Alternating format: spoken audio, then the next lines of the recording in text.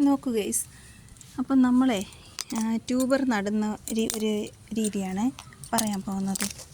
ഇപ്പോൾ നമുക്ക് കയ്യിൽ കിട്ടുന്ന ട്യൂബർ നമ്മൾ വെള്ളത്തിലിട്ട് കുറച്ച് നമുക്ക് സമയത്തിനെടുത്ത് നടാൻ പറ്റാതെ, ഈ ട്യൂബർ സമയത്തിന് നടാൻ പറ്റാതെ ഇതിൻ്റെ ഗ്രോത്ത് ടിപ്പ് വളർന്നിട്ട് താഴേക്ക് വളർന്നിറങ്ങിയിരിക്കുകയാണ്. കണ്ടോ, ഇത് നമ്മൾ ഏകദേശം ഈ ഒരു ടൈപ്പിലെങ്കിലും ഈ ഒരു സമയത്തെങ്കിലും എടുത്ത് നടണം. നട്ടില്ലെങ്കിൽ പിന്നീട് അതിൻ്റെ ഗ്രോത്തിനെ ബാധിക്കും, ചിലപ്പോൾ ഡാമേജായി പോകാനും സാധ്യതയുണ്ട്.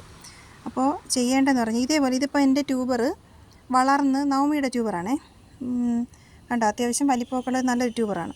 അപ്പോൾ ഇത് വളർന്നിട്ട് എനിക്ക് സമയത്തിന് നടാൻ പറ്റിയില്ല, എനിക്ക് കുറച്ച് ബേസിൻ എടുക്കാനായിട്ട് ഡിലേ വന്നു.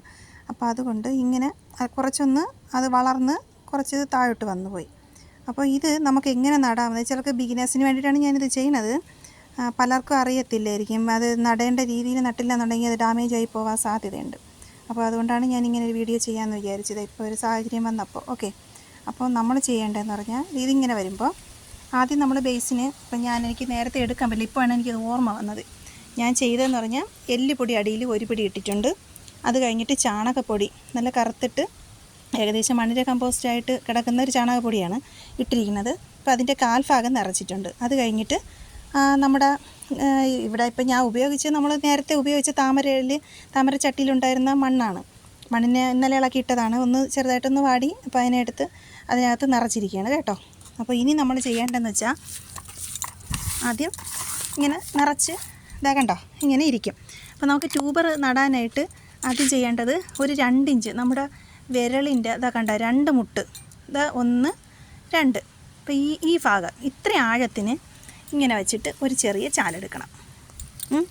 ഇതേപോലെ ഇങ്ങനെ ഒരു കുറച്ച് മണ്ണ് വകഞ്ഞ് മാറ്റി ഇങ്ങനെ വയ്ക്കാം.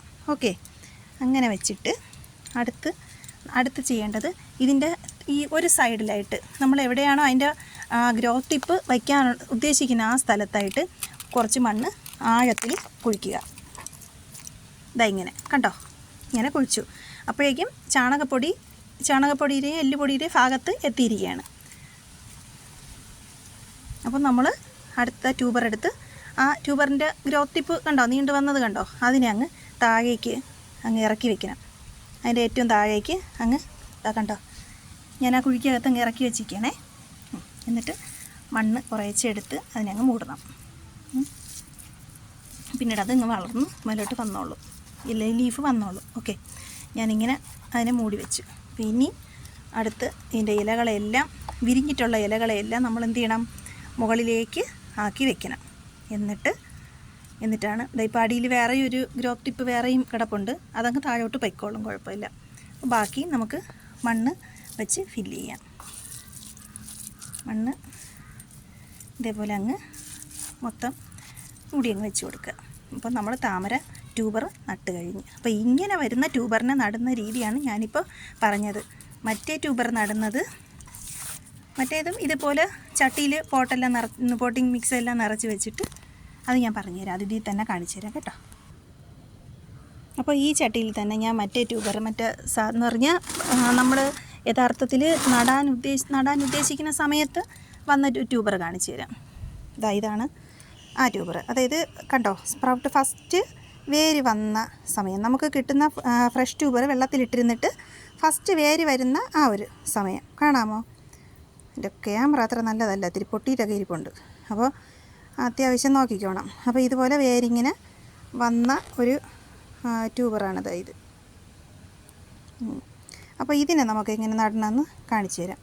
അപ്പോൾ ഈ ട്യൂബറിന് വലിയ കുഴിയോ അങ്ങനെ ഒന്നും എടുക്കേണ്ട കാര്യമില്ല. സാധാ രീതിയിൽ നമ്മൾ എന്താ ചെയ്യുക, മണ്ണിങ്ങനെ അല്പം ഈ പറഞ്ഞതുപോലെ ഈ അളവ് കണ്ടോ, ഈ വെട്ടിൽ ഈ മടക്കിൽ ഇത്ര ആഴം മതിയാവും. ഓക്കെ, എന്നിട്ട് അത് വെച്ചിട്ട് അത്ര ആഴത്തിന് നമ്മൾ മണ്ണ് കുറച്ചിങ്ങനെ മാറ്റിയിട്ട് ഈ വേരുള്ള ട്യൂബറിനെ നമുക്ക് ചുമ്മാ വെറുതെ ഇങ്ങനെ അങ്ങ് വയ്ക്കുക.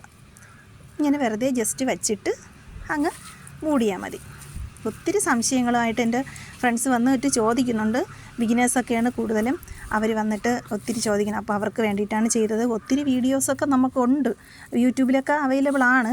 പക്ഷേ എങ്കിലും എൻ്റെ വായിൽ നിന്ന് കേൾക്കാനായിട്ട് പലരും ഇങ്ങനെ ചോദിക്കുന്നുണ്ട്. അപ്പോൾ അതുകൊണ്ട് ഞാൻ ജസ്റ്റ് ഒരു വീഡിയോ ഇങ്ങനെ ഇട്ടെന്നേ ഉള്ളൂ ഇപ്പോൾ നട്ട സമയത്ത്. ഓക്കെ, അപ്പോൾ പലർക്കും സഹായകമാകുമെന്ന് വിചാരിക്കുന്നു. അപ്പോൾ എൻ്റെ വീഡിയോസൊക്കെ ഇഷ്ടപ്പെടുന്നവർ ലൈക്ക് ഇടണം, സബ്സ്ക്രൈബ് ചെയ്യണം, പിന്നെ ബെല്ലൈക്കണൊക്കെ എനേബിൾ ചെയ്തിടണം, കമൻറ്റ് ചെയ്യണം.